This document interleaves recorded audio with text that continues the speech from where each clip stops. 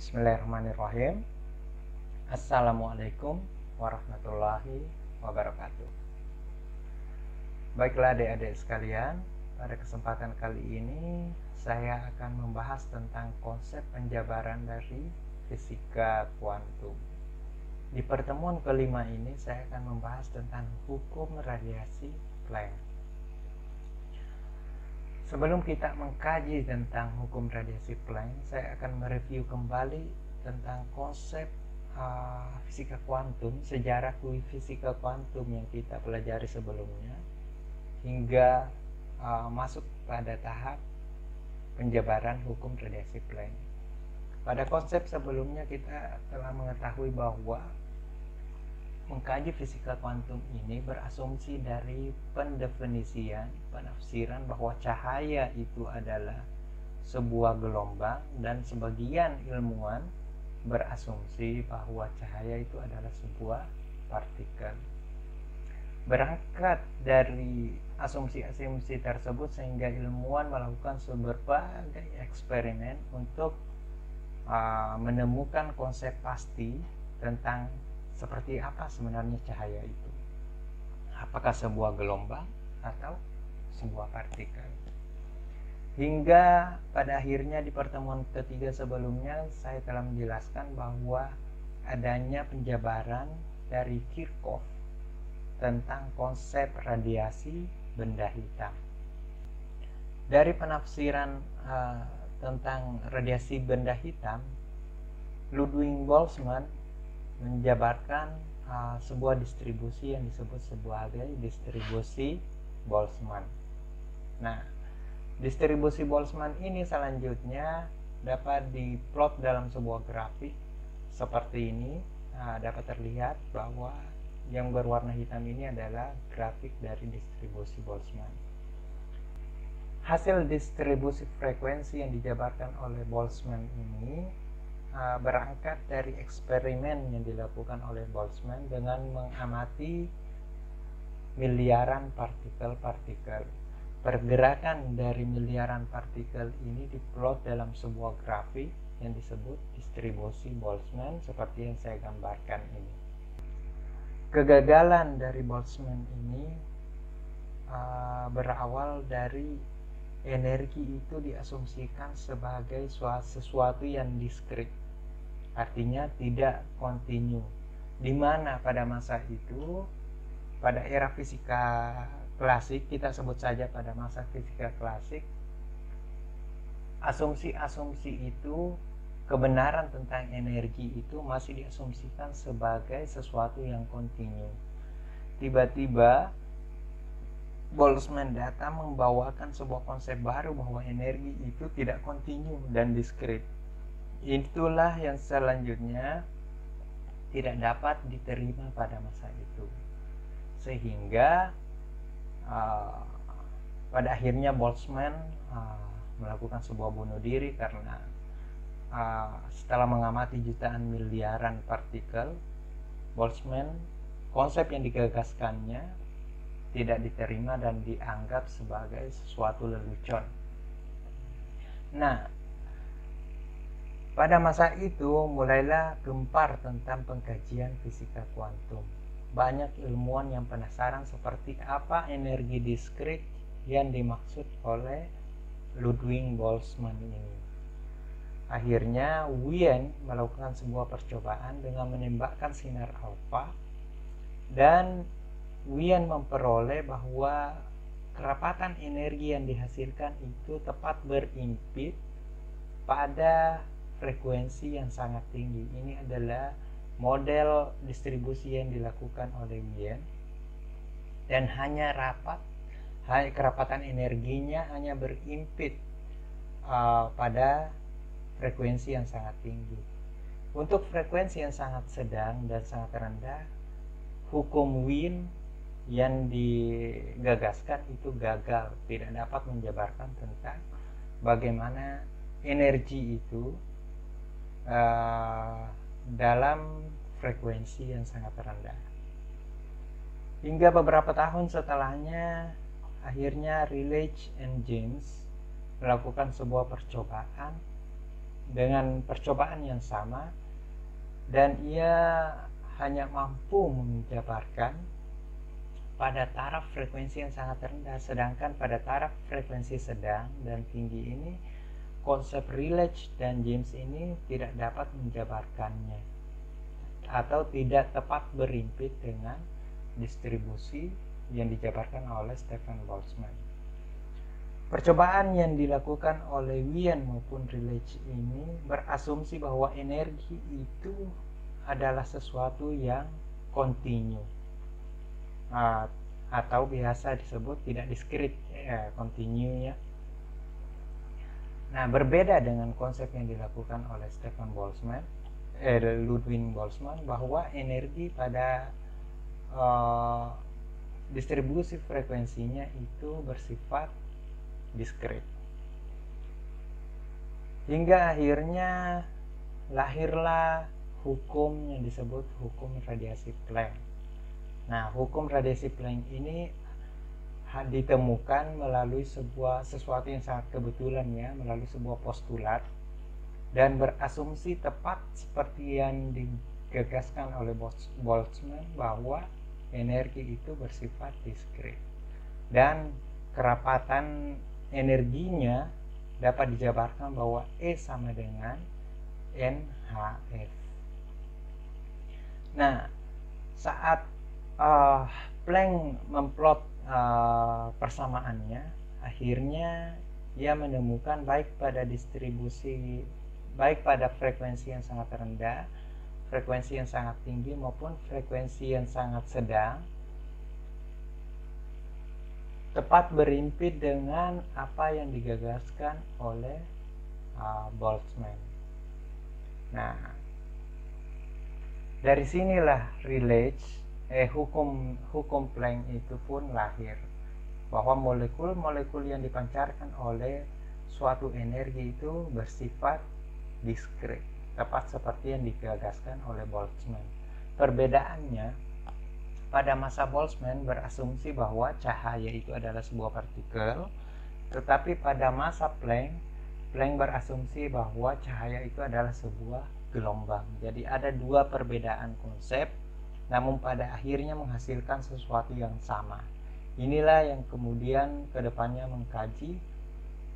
menjadi pengkajian bahwa cahaya itu merupakan suatu dualisme gelombang, atau cahaya itu merupakan sebuah partikel.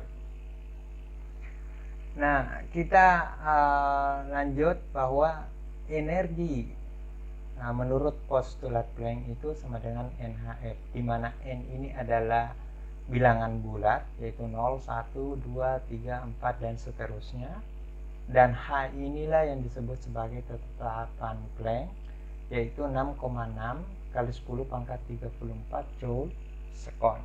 Sedangkan F ini adalah sebuah frekuensi. Dan kita harus ingat bahwa postulat Planck mengasumsikan bahwa energi itu diskrit atau tidak kontinu seperti pada masa klasik. Baik, kita lanjut. Bentuk energi yang diskrit itu ketika diturunkan dari penjabaran tetapan Planck, maka dapat dirumuskan bahwa E sama dengan sigma N sama dengan 0 sampai tak terhingga dikali dengan energi dikali dengan frekuensi per sigma N sama dengan 0 sampai tak terhingga dikali dengan besar frekuensi yang dipancarkan. Konsep ini agak sedikit berbeda dengan penjabaran sebelumnya yang dilakukan oleh Rayleigh dan James, di mana pada masa Rayleigh dan James itu tidak menggunakan sigma tetapi mengintegralkan EF ini. James mengintegralkan nilai energi dikali dengan frekuensi karena mengasumsikan bahwa energi itu bersifat kontinu, sedangkan di penjabaran Planck berasumsi bahwa energi itu bersifat diskrit. Sehingga ia berasumsi bahwa nilai energi itu sama dengan sigma N sama dengan 0 sampai tak terhingga dikali E. E ini adalah sebuah energi dikali emisivitas berpangkat minus energi per KT.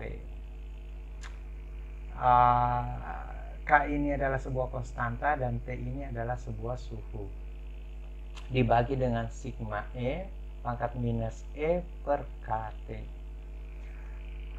Lanjut, jika kita mensubstitusi tetapan Planck bahwa E itu sama dengan NhF, ini adalah tetapan Planck-nya, dan kita mensubstitusi ke dalam persamaan ini, maka kita akan memperoleh bahwa nilai energi itu sama dengan sigma N sama dengan 0 sampai tak terhingga dikali NhF. Jadi ini dari energi yang ada di sini, kita substitusi nilai NhF-nya, maka NhF dikali emisivitas. Jadi bedakan antara E besar dengan E kecil ini. E besar ini adalah energi, sedangkan E kecil ini adalah emisivitasnya.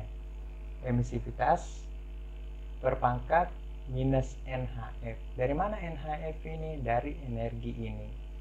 Kita substitusi lagi nilai NhF yang ada per KT dibagi dengan sigma N sama dengan 0 sampai tak terhingga dikali E pangkat minus NhF per KT. Nah, bagaimana menyelesaikan persamaan ini? Anggaplah ini kita asumsikan sebagai persamaan pertama. Bagaimana menyelesaikan persamaan ini? Ada dua hal yang berbeda di sini. Yang di baris atas ini agak sedikit berbeda dengan model pada bagian bawah ini. Nah, untuk menyelesaikan konsep ini kita biasa menggunakan yang pertama, kita selesaikan yang mudah dulu ya, yaitu sigma N sama dengan 0 sampai tak terhingga dikali E pangkat minus NhF per KT. Kita selesaikan yang bagian bawah ini dulu dengan menggunakan deret geometri. Nah, deret geometri ini dikenal dengan sigma 0 sampai tak terhingga dikali R pangkat N sama dengan 1/1 dikurang R. Nah, ini konsep matematis. Jadi persamaan ini lebih mirip dengan sebuah deret geometri. Jadi nilai R itu adalah E pangkat minus NhF per KT. Jadi pangkat ini bukan pangkat N ya, tetapi pangkat E pangkat ini dianggap sebagai nilai R. Jadi kalau mau diselesaikan seperti ini. Jadi A pangkat M berpangkat N sama dengan A dikali M dikali N. Ini konsep matematisnya. Nah, kita plot ke dalam sebuah persamaan, didapatkan bahwa sigma, bukan I ya, sigma N sama dengan 0 sampai tak terhingga, kita masukkan nilai R. Nilai R itu adalah yang ini. Jadi E sama E pangkat minus HF per KT berpangkat N. Nah, seperti ini ya, berpangkat N sama dengan 1/1 dikurang nilai R lagi. Nilai R itu masih sama nilai ini, jadi E pangkat minus HF per KT. Nah, kita berasumsi bahwa ini adalah sebuah persamaan kedua. Jadi untuk bagian bawah ini sudah kita selesaikan dengan menggunakan konsep deret geometri. Selanjutnya kita akan mengkaji bagian atas ini, yaitu sigma N sama dengan 0 sampai tak terhingga dikali dengan NhF per KT. Nah, bagian atas ini lagi yang akan kita selesaikan. Di sini saya mengasumsikan bahwa HF per KT itu adalah alfa. Ini hanya pemisalan. Nah, bisa juga tidak melakukan ini, tetapi untuk mempermudah perhitungan agar tidak terlalu banyak yang kita tuliskan, maka saya berasumsi HF per KT. Nah, seperti ini. Nilai HF per KT itu sama dengan alfa. Nah, jadi nanti bisa saya tuliskan bahwa E pangkat minus N kali alfa, karena HF per KT ini saya asumsikan sebagai alfa. Nah, lanjut, bagaimana penjabarannya? Jika kita mengasumsikan HF per KT sebagai alfa, maka didapatkan sigma F sama dengan N. Nah, jika kita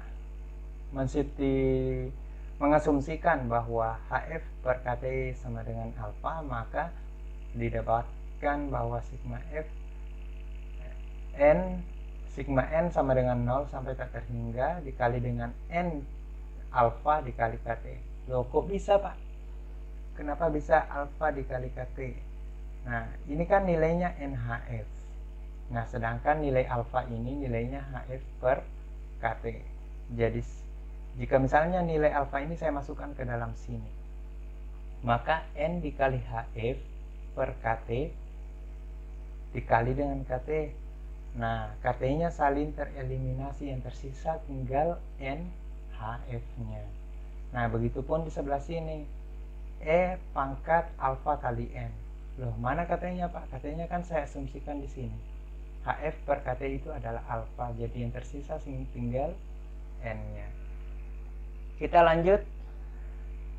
Jika kita ini selesaikan, jadi sekali lagi sebelumnya, alfa ini hanya asumsi ya, hanya pemisalan untuk mempermudah perhitungan supaya tidak terlalu banyak variabel pengganggu dan lebih nampak di mana letak perubahan-perubahan dari persamaan ini. Nah, sekarang saya tukar. Karena ini konsepnya perkalian, berarti yang di depan bisa ke belakang, yang di belakang bisa kedepankan. Jadi alfa dikali KT dikali sigma, yang ini ya, sigma N sama dengan 0 sampai tak terhingga dikali N. N-nya tadi tidak pindah ya, cuma alfa dan KT-nya. N dikali E pangkat minus alfa dikali dengan N. Nah, untuk persamaan ini dapat kita selesaikan dengan menggunakan turunan fungsi X. Namun karena di sini kita menggunakan alfa, sebut saja fungsi alfa, yaitu minus D per dx dikali E pangkat minus alfa dikali N. Ini bukan A ya, ini alfa dikali N sama dengan N dikali E pangkat minus alfa dikali dengan N. Nah, yang dapat diturunkan itu hanya sigma N sama dengan 0 sampai terhingga dikali N dikali E pangkat alfa dikali N. Sedangkan alfa KT-nya tidak dapat diturunkan berdasarkan fungsi D per D alfa ini. Sehingga jika dijabarkan masih alfa dikali dengan KT dikali dengan nilainya turunan fungsi ini, maka didapatkan minus D per D alfa dikali sigma N sama dengan 0 sampai tak terhingga dikali E pangkat minus alfa dikali dengan N. Bisa juga saya asumsikan keluarkan N-nya ya, saya keluarkan E pangkat minus alfa dikali dengan N. Nah, seperti ini. Artinya untuk konsep ini mirip lagi dengan yang ada di sebelah sini, yang di persamaan satu tadi. Kembali lagi setelah kita turunkan menggunakan D per D alfa, sekarang kita turunkan lagi menggunakan deret geometri, yaitu sigma 0 sampai tak terhingga dikali R pangkat N sama dengan 1 per 1 dikurang R, seperti pada saat menjabarkan persamaan yang bagian bawah ini. Nah, sehingga diperoleh bahwa sigma alfa dikali KT sama dengan alfa dikali KT dikali minus D per D alfa dikali sigma E pangkat minus alfa dikali dengan N. Nah, katanya 1 per 1 dikurang R. Nah, ketika dijabarkan alfa KT dikali minus D per D alfa dikali 1 per 1, mana nilai R-nya? Nilai R-nya adalah E pangkat minus alfa. Nah, sampai di sini Ini belum selesai. Kita selesaikan dulu, kita ingin memasukkan kembali nilai NHF ke dalam alfa itu. Ini penjabaran kita yang terakhir ya. Penjabaran terakhirnya itu kan ini. Nah, kita pindahkan dulu ke sini. Sigma NHF dikali E pangkat minus NHF per KT sama dengan minus alfa KT dikali D per D alfa dikali 1 per 1 dikurang E pangkat minus alfa. Di sini kita akan menyelesaikan D per D alfa ini, yaitu minus alfa KT dikali dengan minus E pangkat minus alfa per 1 dikurang minus alfa berpangkat 2. Ini jika diselesaikan konsep ini. Nah, di sini karena ada minus E, di sini juga ada minus.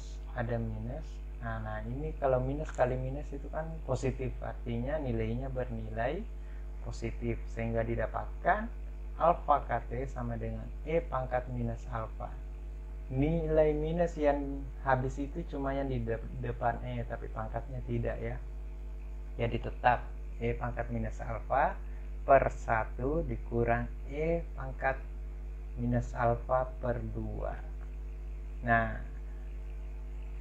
selanjutnya kita substitusi kembali nilai alfa. Tadi katanya nilai alfanya itu sebesar HF per KT. HF dibagi KT. Jadi HF per KT dikali KT, berarti KT-nya saling mematikan tuh, saling tereliminasi. Yang tersisa tinggal HF-nya dikali E pangkat minus HF. Jadi alfa yang ada di sini kita substitusi kembali, yaitu HF per KT. Nah, dari mana ini Pak? Nah, ini tadi kan kita misalkan di pertemuan sebelumnya, yang saya asumsikan HF per KT itu sama dengan alfa. Nah, sekarang kita masukkan kembali, plot kembali persamaannya. Sampai di mana tadi? Sampai sini ya. Per 1 dikurang E pangkat HF. Yang di bawah alfanya ini kita substitusi lagi. HF per KT berpangkat 2. Nah, itu kita sudah mendapat persamaan ketiga. Sebelumnya ada persamaan 1 dan ada persamaan kedua dan ada persamaan ketiga. Jadi ini penyelesaian untuk baris yang atas ya. Untuk baris yang bawah tadi sudah diselesaikan pertama dengan menggunakan deret geometri. Nah, ini kita selesaikan lagi bagian atasnya itu dengan menurunkan, kemudian menggunakan persamaan deret geometri pula. Selanjutnya kita substitusi persamaan 2 dan ketiga ini ke dalam persamaan 1, yaitu mana? Mungkin ada yang bingung, saya perlihatkan dulu. Ini persamaan satunya. Persamaan satunya ini kan tadi yang diselesaikan nih. Bagian bawah ini menghasilkan yang ini, dan bagian atas ini dihasilkan dengan konsep ini. Nah, ketika kita substitusi persamaan kedua dan ketiga ini ke dalam persamaan 1, maka didapatkan bahwa HF dikali E pangkat minus HF per KT dibagi 1 dikurang E dan seterusnya per 1 dikurang E dikurang HF per KT. Nah, ini agak mirip nih. Bedanya di sini berpangkat 2, sedangkan di sini hanya 1, di sini ada 2. Berarti kita eliminasi 1. Jadi dieliminasi, jadi pangkat 2-nya kita coret ya. Kita coret, tersisa 1 dikurang E pangkat minus HF per KT. Nah, jadinya E sama dengan HF dikali E pangkat minus HF per KT per 1 dikali E pangkat minus HF per KT, karena yang bagian bawah ini sudah dieliminasi. Nah, harusnya dibagi 1 lagi nih, tapi kan sama aja, semua yang dibagi 1 dengan bilangan itu juga, hasilnya bilangan itu juga.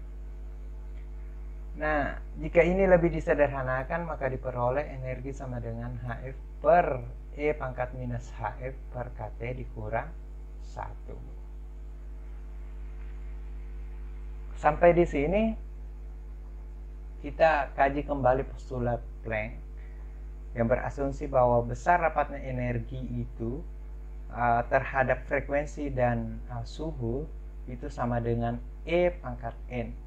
Jadi sebenarnya yang kita turunkan ini hanya nilai energinya, bukan nilai N-nya. Sedangkan nilai N-nya itu sudah ditetapkan, sudah dijabarkan sebelumnya, yaitu 8V F pangkat 2 per C pangkat 3 ini di pertemuan sebelumnya. Yang kita jabarkan pada pertemuan ini, pada postulat Planck ini adalah energi, yaitu memasukkan nilai tetapan Planck yaitu besarnya NHF. Energi itu sebesar NHF. Sehingga diperoleh hasil akhir dari energi itu adalah HF per E dikurang HF dibagi KT dikurang 1 dikali nilainya N itu adalah 8VF pangkat 2 per C pangkat 3.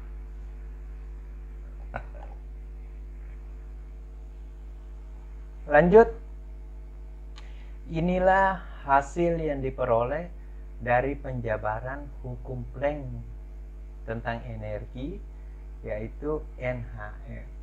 Berdasarkan tetapan Planck, ketika persamaan ini kita plotkan dalam distribusi Boltzmann, maka diperoleh hasil bahwa pengkajian penjabaran dari Planck ini tepat berimpit seperti yang dijabarkan oleh Ludwig Boltzmann sebelumnya.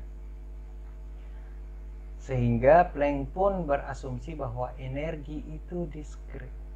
Nah, di sini sudah terbukti bahwa energi memang betul-betul diskrit. Sifat dari energi itu bersifat diskrit atau tidak kontinu seperti pandangan pada masa-masa klasik sebelumnya. Di sini terlihat perbedaan dari Wien hanya mampu menyelesaikan pada taraf frekuensi tinggi, sedangkan Rayleigh dan James itu hanya pada frekuensi rendah, tetapi tetapan Planck mampu menyelesaikan tepat seperti postulat yang dilakukan oleh Ludwig Boltzmann sebelumnya. Dan gagasan Ludwig Boltzmann pada masa ini tentang energi diskrit itu akhirnya diterima setelah dilengkapi penjabarannya oleh tetapan Planck, yaitu E sama dengan NHF itu. Dan dari sini kita berasumsi bahwa energi itu bersifat diskrit. Terbantahlah konsep klasik sebelumnya bahwa energi itu bersifat kontinu. Sehingga pada masa ini disebut masa keruntuhan klasik, konsep klasik. Nah, lanjut, perbedaan konsep dari Planck itu sendiri dengan Stefan Boltzmann itu ada. Memang betul pengkajiannya sama dengan bahwa energi itu adalah diskrit, tetapi ranah pengkajiannya berbeda. Perbedaannya adalah Boltzmann mengasumsikan bahwa cahaya itu adalah partikel. Artinya distribusi frekuensi ini dihasilkan setelah mengamati sebuah pergerakan suatu partikel. Sedangkan Planck mendapatkan plot grafik ini dengan mengasumsikan bahwa cahaya itu adalah sebuah gelombang. Jadi yang diukur itu adalah gelombang. Nah, ini ada dua konteks yang berbeda, bahwa satu menyebutnya partikel itu, satu menyebutnya cahaya adalah partikel, dan satunya menyebutnya cahaya itu adalah gelombang. Tapi anehnya output akhirnya sama, yaitu distribusi Boltzmann dan distribusi Planck itu sama. Nah, dari sinilah akhirnya cahaya itu diasumsikan bahwa cahaya adalah sebuah gelombang dan cahaya adalah sebuah partikel. Nah, sampai di sinilah penjabaran kita tentang konsep hukum Planck pada pertemuan kali ini. Jadi dapat disimpulkan bahwa menjabarkan konsep radiasi, model-model radiasi benda hitam itu dijabarkan oleh yang pertama Kirchhoff, yang kedua Ludwig Boltzmann, yang ketiga Wien, yang keempat Krelitsch and James, dan yang terakhir ini adalah Planck itu sendiri. Oke, jadi tetapan Planck ini menyelesaikan beberapa permasalahan di masa-masa klasik. Beberapa hal yang tidak dapat dijawab oleh masa-masa klasik akhirnya dapat diselesaikan dengan menggunakan tetapan Planck. Baik, cukup sekian. Mohon maaf sebelumnya jika terdapat banyak kekurangan. Lebih dan kurangnya saya ucapkan wassalamualaikum warahmatullahi wabarakatuh.